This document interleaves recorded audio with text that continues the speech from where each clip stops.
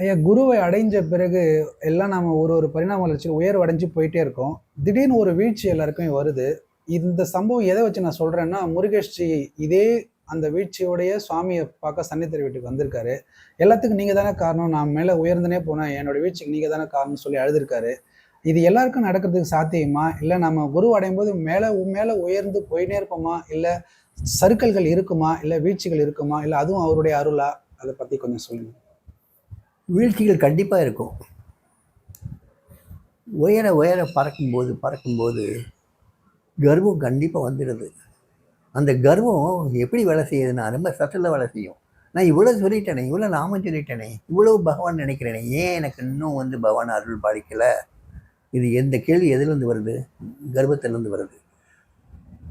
விஸ்வாமித்திரர் எடுத்துக்கோங்க, அவர் கதையை எடுத்துக்கோங்க.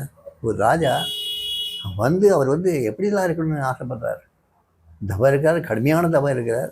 அந்த தவத்தை கலைக்கிறதுக்காகவே யாரோ வர்றாங்க, இந்திரன் அனுப்புறான்னு சொல்லி கதையெல்லாம் சொல்கிறாங்க. விழுந்துடுறாருல்ல, வீழ்ச்சி அடைகிறாரே.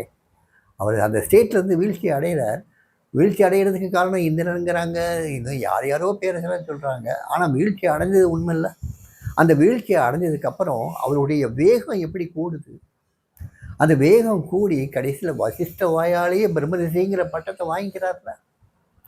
அந்த வீழ்ச்சி இல்லைன்னா அந்த உயர்ந்த ஸ்டேஜ் வந்திருக்காதுல்ல, அந்த வைராக்கியம் வந்திருக்காதுல்ல.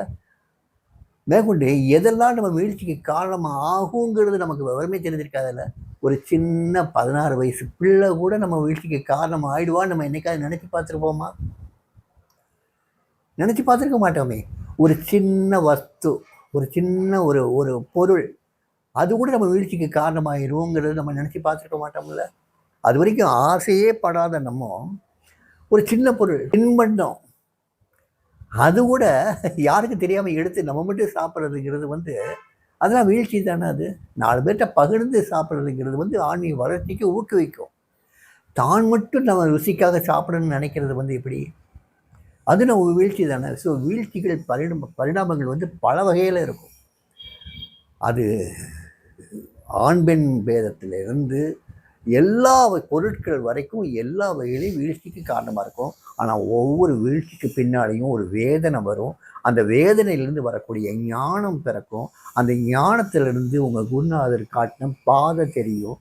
அந்த பாதையில் மறுபடியும் நீங்கள் பயணப்பட்டு போய் இலக்கை அடைஞ்சிருவீங்க. வீழ்ச்சி இல்லைன்னா இலக்கை அடைய முடியாது. வீழ்ச்சி கட்டாயம். அந்த வீழ்ச்சி ஒவ்வொரு சாதகன் வாழ்க்கையிலும் நடக்கும். அந்த வீழ்ச்சினால் வரக்கூடிய வேதனைகள் ஒவ்வொருத்தரையும் கண்டிப்பாக பாதிக்கும். அந்த பாதிப்பு இருந்தால் தான் அந்த ஞானம் பிறக்கும். மறுபடியும் அந்த இதிலிருந்து தப்பிச்சுட்டு போகிறதில்ல, அதனுடைய தன்மையை புரிஞ்சு சீச்சி எனக்கு அது வேண்டான்னு சொல்லக்கூடிய அந்த உத்வேகம் பிறக்கும், அந்த வைராக்கியம் பிறக்கும். அந்த வைராக்கியத்திலேருந்து மறுபடியும் சாதனா தொடரும். கடைசியில் நீங்கள் போக வேண்டியதில்லை, பகவான் உங்களை ஆக்கிரமிச்சுக்குவாப்புல, உங்களை அரவணைச்சிக்குவாப்புல. ஸோ வீழ்ச்சி ரொம்ப முக்கியம். வீழ்ச்சி இல்லாமல் வளர்ச்சி கிடையாது.